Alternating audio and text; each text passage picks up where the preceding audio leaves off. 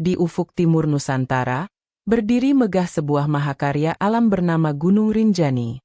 Puncaknya yang menjulang seolah menyentuh langit, dan danau kawahnya yang biru jernih menyimpan misteri abadi. Namun, bagi masyarakat Sasak di Pulau Lombok, Rinjani bukan sekadar gunung, melainkan sebuah istana gaib, sebuah singgasana suci tempat bersemayamnya seorang ratu agung yang tak kasat mata. Siapakah gerangan sang ratu? Ia adalah Dewi Anjani, sosok yang legendanya terjalin erat dengan setiap hembusan angin dan riak air di puncak Rinjani. Mari kita telusuri jejak masa lalu yang mengubah seorang putri kerajaan menjadi penguasa gaib yang dihormati. Pada zaman dahulu kala, di tanah Lombok yang subur, berdirilah sebuah kerajaan yang dipimpin oleh seorang raja yang adil dan bijaksana bernama Datu Tuan. Sang raja memiliki permaisuri yang berparas elok dan berhati lembut bernama Dewi Mas. Dari pernikahan mereka, lahirlah seorang putri yang kecantikannya tiada tara, memancarkan pesona laksana bulan purnama. Putri itu diberi nama Anjani. Sejak kecil, Anjani tidak hanya dikenal karena parasnya, tetapi juga karena kelembutan hatinya dan keteguhan pendiriannya. Beranjak dewasa, kecantikan Putri Anjani semakin termasyhur ke seluruh negeri, bahkan hingga ke pulau seberang. Banyak pangeran dan bangsawan dari berbagai kerajaan datang untuk meminangnya, namun tak seorang pun berhasil menawan hatinya. Sang raja dan permaisuri mulai khawatir melihat putri mereka menolak setiap lamaran. Mereka berharap Anjani dapat segera menikah dan memberikan penerus bagi tahta kerajaan. Suatu hari, datanglah lamaran dari seorang pangeran tampan dan kaya raya dari kerajaan seberang, Raden Mas Panji. Kerajaan sang pangeran terkenal akan kekuasaan dan kekayaannya. Demi mempererat hubungan diplomatik dan menjamin masa depan kerajaan, Datu Tuan menerima lamaran tersebut tanpa berdiskusi terlebih dahulu dengan putrinya. Sang raja yakin bahwa perjodohan ini adalah pilihan terbaik bagi Anjani dan juga bagi kemakmuran negerinya. Berita tentang perjodohannya dengan Raden Mas Panji sampai ke telinga Anjani. Berbeda dengan harapan sang ayah, hati Anjani justru diliputi kegundahan. Ia sama sekali tidak mencintai pangeran itu. Baginya, pernikahan bukanlah sekadar urusan politik atau harta, melainkan sebuah ikatan suci yang harus didasari oleh cinta dan keridoan hati. Ia merasa takdirnya telah dipaksa dan kebahagiaannya telah direnggut. Dengan berat hati, Anjani memberanikan diri menghadap ayahandanya. Ia mengungkapkan seluruh isi hatinya, memohon agar sang ayah membatalkan perjodohan tersebut. Namun, Datu Tuan adalah seorang raja yang memegang teguh sabdanya. Keputusan telah dibuat dan pantang untuk ditarik kembali.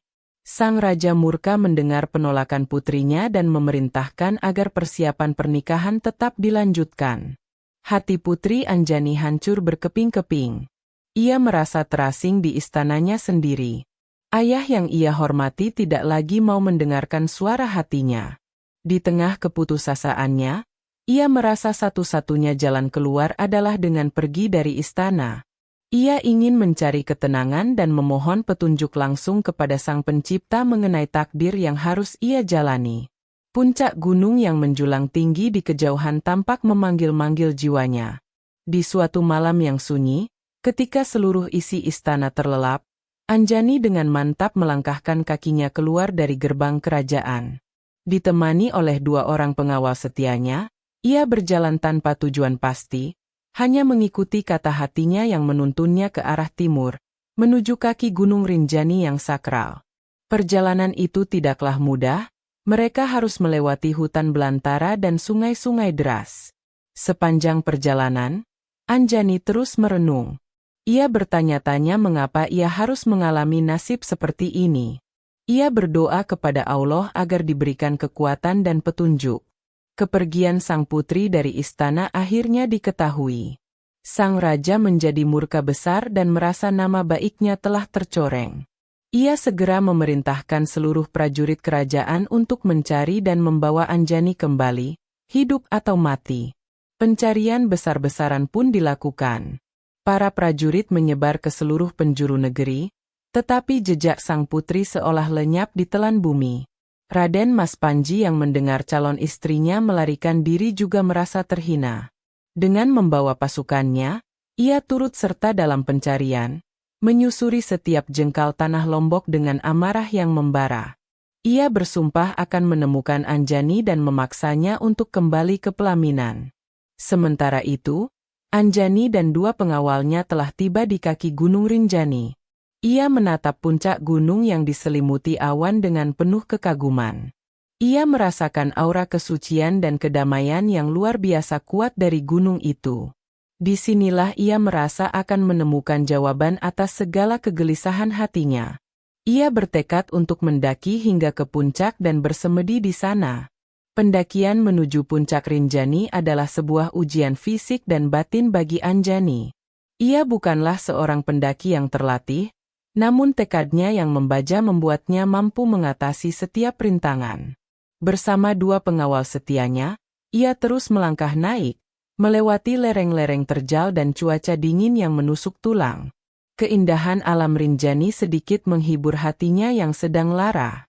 Setelah melalui perjalanan yang panjang dan melelahkan, mereka akhirnya tiba di salah satu puncak Gunung Rinjani. Dari ketinggian itu, Anjani dapat melihat seluruh pulau Lombok terhampar di bawahnya, termasuk istananya yang kini terasa begitu jauh. Di tempat yang sunyi dan agung inilah, ia memutuskan untuk memulai pertapaannya. Ia meminta kedua pengawalnya untuk membuat sebuah tempat berteduh sederhana. Anjani duduk bersila di atas sebuah batu datar, memejamkan mata, dan memusatkan seluruh jiwa dan raganya kepada Sang Maha Kuasa. Ia melepaskan semua atribut kebangsawanannya, melupakan identitasnya sebagai seorang putri. Kini ia hanyalah seorang hamba yang sedang mencari hakikat kebenaran dan kepasrahan. Ia berdoa, berpuasa, dan merapal mantra-mantra suci, memohon agar hatinya diberikan ketenangan. Hari-hari berlalu menjadi minggu, dan minggu menjadi bulan. Anjani tetap teguh dalam semedinya. Tubuhnya menjadi kurus, namun batinnya menjadi semakin kuat dan jernih. Kedua pengawal setianya dengan sabar menjaganya, mencari umbi-umbian dan buah-buahan hutan untuk bertahan hidup. Mereka sangat mengagumi keteguhan hati sang putri dan berjanji akan menjaganya hingga akhir hayat. Sementara itu, di dunia bawah, Raden Mas Panji dan pasukannya hampir putus asa. Mereka tidak kunjung menemukan jejak Anjani. Suatu ketika, seorang pertapa sakti memberitahukan bahwa sang putri berada di puncak Gunung Rinjani. Dengan semangat baru, Raden Mas Panji memimpin pasukannya untuk mendaki gunung tersebut, bertekad untuk menjemput paksa Anjani dari pertapaannya. Saat Raden Mas Panji dan pasukannya mendekati puncak, sebuah keajaiban terjadi. Langit yang tadinya cerah tiba-tiba menjadi gelap gulita. Petir menyambar-nyambar disertai angin kencang dan hujan badai yang dahsyat. Gunung Rinjani seolah murka dengan kedatangan orang-orang yang berniat mengganggu kesucian pertapaan Anjani. Raden Mas Panji dan pasukannya terhalang oleh badai gaib tersebut dan tidak mampu melanjutkan perjalanan. Di puncak, Anjani yang sedang berada di puncak kehusyukan semedinya merasakan getaran hebat. Tubuhnya mulai memancarkan cahaya putih yang menyilaukan. Ia merasa jiwanya terangkat, menyatu dengan alam semesta. Doa dan pertapaannya yang tulus telah diterima oleh Allah. Ia telah mencapai tingkat spiritualitas tertinggi, sebuah kondisi yang disebut moksa, di mana jiwa terlepas dari ikatan duniawi. Perlahan-lahan, tubuh fisik Anjani memudar dan akhirnya lenyap tanpa jejak, menyatu dengan alam gaib Gunung Rinjani. Ia tidak mati, melainkan bertransformasi ke dimensi kehidupan yang lain. Kedua pengawal setianya yang menyaksikan peristiwa agung itu hanya bisa tertegun penuh takjub. Mereka sadar bahwa putri yang mereka layani kini telah menjadi makhluk suci. Ketika badai mereda, Raden Mas Panji dan pasukannya akhirnya berhasil mencapai puncak. Namun, mereka tidak menemukan siapapun di sana. Hanya ada sebuah tempat berteduh sederhana yang kosong. Mereka mencari ke segala penjuru, tetapi Anjani seolah hilang ditelan kabut.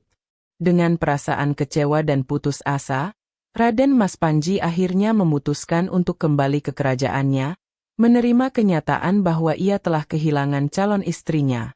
Kabar hilangnya Anjani di puncak Rinjani akhirnya sampai ke telinga Datu Tuan.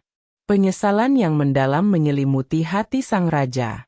Ia menyadari bahwa ambisi dan keegoisannya lah yang telah membuat putrinya pergi untuk selamanya. Kerajaan pun diselimuti duka. Sejak saat itu, masyarakat Lombok percaya bahwa Putri Anjani tidak benar-benar hilang, melainkan telah menjadi penghuni alam gaib dan penguasa suci Gunung Rinjani. Meskipun telah tiada di alam nyata, keberadaan Anjani justru semakin terasa di alam gaib. Ia diyakini menjadi ratu bagi kerajaan jin yang berpusat di Gunung Rinjani. Puncak gunung yang menjulang, danau segara anak yang biru, serta kawah-kawah yang mengepulkan asap, semuanya menjadi bagian dari istana gaibnya yang megah. Ia memerintah kerajaannya dengan adil dan bijaksana, sama seperti ayahnya dahulu. Konon, istana Dewi Anjani berada di sebuah kaldera luas di puncak gunung. Segala sesuatu di sana terbuat dari emas dan permata, jauh lebih indah daripada istana manapun di dunia manusia. Para pengikutnya adalah makhluk-makhluk gaib yang setia dan tunduk pada setiap perintahnya. Kedua pengawal setianya yang wafat di gunung juga diangkat menjadi punggawa kepercayaannya di alam gaib. Dewi Anjani dikenal sebagai sosok penguasa yang baik hati dan welas asih, terutama kepada orang-orang yang berhati bersih. Para pendaki atau pertapa yang datang ke Rinjani dengan niat baik dan menjaga sopan santun, seringkali merasakan kehadiran atau bahkan mendapatkan pertolongannya. Namun sebaliknya, bagi mereka yang datang dengan niat jahat, sombong, atau merusak alam, Dewi Anjani tidak akan segan-segan memberikan hukuman. Banyak cerita dari para pendaki yang mengaku pernah mendengar suara gamelan misterius di malam hari atau melihat penampakan kota gaib yang bercahaya di puncak Rinjani. Semua itu diyakini sebagai tanda-tanda keberadaan kerajaan Dewi Anjani. Bagi masyarakat Sasak, Rinjani bukan hanya gunung, melainkan pamaku, atau paku buminya Pulau Lombok, sebuah tempat suci yang harus selalu dihormati dan dijaga kelestariannya. Nama Rinjani sendiri diyakini berasal dari kata Anjani. Seiring berjalannya waktu dan perubahan dialek, nama Anjani perlahan berubah menjadi Rinjani, mengabadikan nama sang putri yang memilih kesucian gunung sebagai istananya. Dengan demikian, setiap kali seseorang menyebut nama Rinjani, mereka sejatinya sedang menyebut nama sang ratu gaib yang bersemayam di puncaknya. Sementara itu, Raden Mas Panji kembali ke kerajaannya dengan membawa kehampaan. Rasa malu dan amarahnya perlahan berubah menjadi penyesalan yang mendalam. Ia terus terbayang-bayang wajah Anjani dan keteguhan hatinya. Ia sadar bahwa ia telah mencoba memiliki seorang wanita dengan paksaan, bukan dengan cinta. Perasaan bersalah itu terus menghantuinya siang dan malam. Tidak tahan dengan siksaan batin, Raden Mas Panji memutuskan untuk meninggalkan tahta dan kemewahan istananya. Ia memilih untuk menjadi seorang pengembara, berjalan tanpa tujuan untuk menebus kesalahannya. Dalam pengembaraannya, ia mendengar cerita dari mulut ke mulut bahwa Anjani telah menjadi ratu gaib di puncak Rinjani. Harapan untuk bertemu dengannya sekali lagi pun muncul di hatinya. Dengan sisa-sisa kekuatannya, ia kembali mendaki Gunung Rinjani, namun kali ini dengan niat yang berbeda. Ia tidak lagi datang dengan pasukan untuk memaksa, melainkan datang seorang diri dengan kerendahan hati untuk memohon ampun. Ia ingin bertemu Anjani untuk yang terakhir kalinya dan menyampaikan penyesalannya yang tulus. Sesampainya di puncak, ia bersemedi di tempat yang sama di mana Anjani pernah bertapa. Ia memanggil-manggil nama Anjani, mencurahkan seluruh penyesalannya. Konon, Dewi Anjani mendengar permohonan maaf itu. Meskipun tidak menampakkan wujudnya, ia mengirimkan sebuah pertanda melalui angin yang berhembus lembut, menandakan bahwa ia telah memaafkan Raden Mas Panji. Merasa telah mendapatkan ampunan, Raden Mas Panji merasa damai. Ia menghabiskan sisa hidupnya sebagai seorang pertapa di lereng Gunung Rinjani, mengabdikan diri untuk menjaga kelestarian alam sebagai bentuk penebusan dosanya. Ia tidak pernah kembali ke kerajaannya dan wafat dalam ketenangan di gunung yang sama, tempat wanita yang pernah ia coba paksa, kini bersemayam sebagai ratu.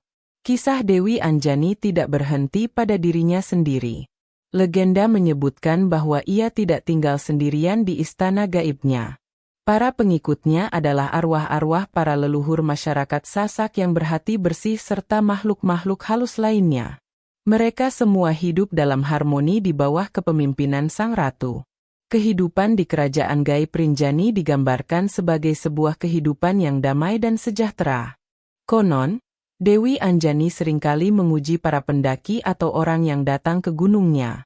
Ia bisa menjelma menjadi berbagai wujud, terkadang sebagai seorang nenek tua yang membutuhkan pertolongan, atau seekor rusa emas yang indah. Barang siapa yang menunjukkan kebaikan hati, maka ia akan diberikan kemudahan dan perlindungan selama berada di gunung. Sebaliknya, siapa yang menunjukkan keserakahan atau niat buruk, akan tersesat atau mengalami celaka. Ada sebuah tempat di jalur pendakian yang dikenal sebagai Pelawangan. Tempat ini diyakini sebagai gerbang utama menuju kerajaan gaib Dewi Anjani. Para pendaki dianjurkan untuk bersikap sangat sopan dan tidak mengucapkan kata-kata kotor saat melintasi area ini. Mereka juga dilarang mengambil apapun dari gunung selain air dan tidak boleh meninggalkan apapun selain jejak kaki. Kepercayaan terhadap Dewi Anjani juga memengaruhi ritual adat masyarakat setempat. Hingga kini, masih ada upacara-upacara adat yang dilakukan untuk memohon izin dan berkah dari Dewi Anjani sebelum melakukan kegiatan penting, seperti membuka lahan pertanian di lereng gunung atau saat memulai pendakian. Mereka percaya bahwa Dewi Anjani adalah penjaga kesuburan dan keseimbangan alam di Pulau Lombok. Keberadaan legenda Dewi Anjani secara tidak langsung telah menjadi benteng pelindung bagi ekosistem Gunung Rinjani. Rasa hormat dan takut akan sang penguasa gunung membuat masyarakat lokal dan para pendatang lebih berhati-hati dalam berperilaku. Mereka menjaga kebersihan dan kelestarian gunung bukan hanya karena kesadaran lingkungan, tetapi juga karena keyakinan spiritual bahwa mereka sedang berada di rumah seorang ratu yang harus dihormati. Kisah Dewi Anjani pada akhirnya bukanlah sekadar cerita tentang putri yang melarikan diri dari perjodohan. Ini adalah sebuah kisah tentang keteguhan prinsip, pencarian jati diri, dan kekuatan spiritual. Anjani mengajarkan bahwa kebahagiaan sejati tidak terletak pada harta atau tahta, melainkan pada kebebasan untuk mengikuti suara hati dan kepasrahan total kepada kehendak ilahi. Pilihannya untuk meninggalkan istana demi kesucian batin adalah sebuah simbol perlawanan terhadap penindasan. Legenda ini juga menjadi pengingat abadi bagi para orang tua agar tidak memaksakan kehendak kepada anak-anak mereka, terutama dalam urusan jodoh. Kebahagiaan seorang anak jauh lebih berharga daripada kepentingan politik atau materi. Keputusan Datu Tuan yang mengabaikan perasaan putrinya berujung pada penyesalan seumur hidup, sebuah pelajaran pahit tentang pentingnya komunikasi dan saling pengertian dalam keluarga. Gunung Rinjani yang berdiri kokoh hingga hari ini menjadi monumen hidup dari legenda tersebut. Setiap pendaki yang berhasil mencapai puncaknya dan memandang keindahan Danau Segara Anak, seolah bisa merasakan aura kedamaian dan keagungan Dewi Anjani. Ia telah menyatu dengan gunung itu, menjadi jiwa dan rohnya, menjaganya dari kerusakan dan menyambut mereka yang datang dengan hati yang bersih. Warisan Dewi Anjani hidup dalam setiap cerita yang dituturkan, dalam setiap ritual yang dijalankan, dan dalam rasa takjub setiap orang yang memandang keagungan Rinjani. Ia adalah simbol kekuatan wanita, kesucian alam, dan hubungan harmonis antara manusia dengan dimensi gaib. Kisahnya mengajarkan kita untuk menghormati alam seperti kita menghormati leluhur kita sendiri. Pada akhirnya, pesan moral dari legenda ini bergema kuat melintasi zaman. Peganglah teguh prinsip kebenaran yang ada di dalam hatimu, karena hati nurani adalah kompas terbaik dalam menavigasi kehidupan. Jangan pernah takut untuk memilih jalan sunyi demi mempertahankan kehormatan dan keyakinan diri. Sebab, di ujung jalan kepasrahan dan ketulusan, Seringkali terbentang sebuah takhta keabadian yang jauh lebih mulia daripada singgasana duniawi manapun.